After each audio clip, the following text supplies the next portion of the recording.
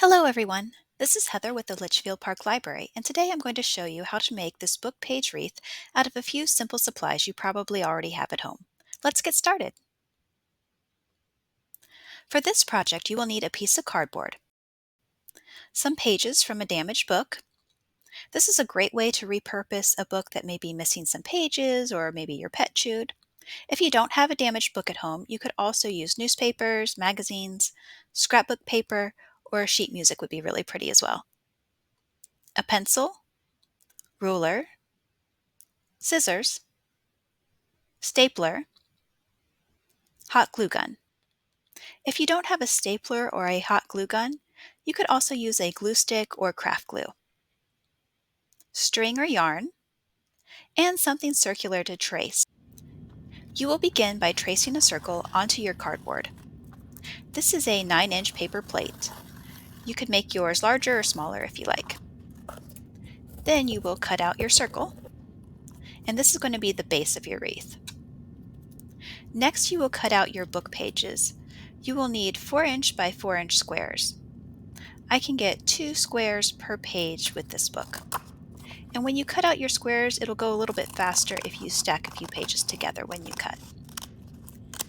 You will also need a few 3-inch by 3-inch squares. For this wreath, I used 77 4-inch squares and 9 3-inch squares.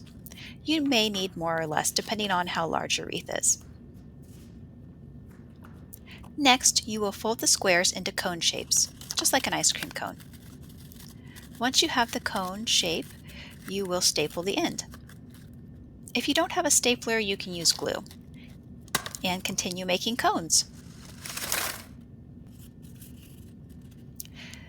Next, you will glue the cones to the outer rim of the cardboard. Place the cones about 1 inch from the outer edge and go all the way around. Once you have covered the outside, you will start on your second round.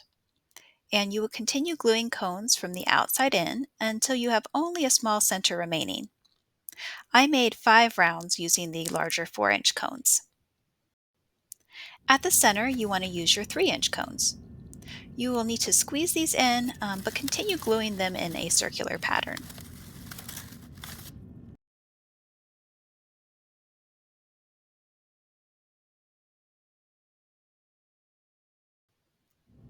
Next, you will add some string or yarn to the back so you can hang your wreath. This wreath is very lightweight, so you don't need anything heavy duty. Once you have made a loop, just glue the string to the cardboard.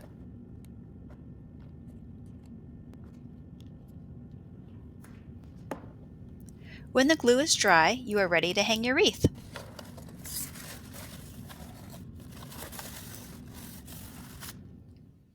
If you enjoyed this tutorial, be sure to check out some of our other great resources available through the Maricopa County Library District.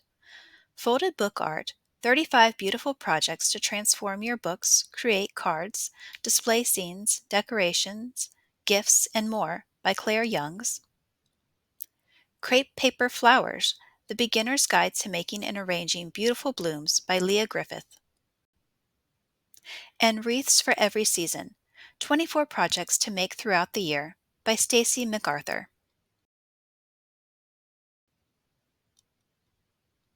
And don't forget to check out Craftsy, available on Hoopla. Craftsy provides step-by-step video instructions on a variety of creative crafts such as sewing, cake decorating, drawing, and more.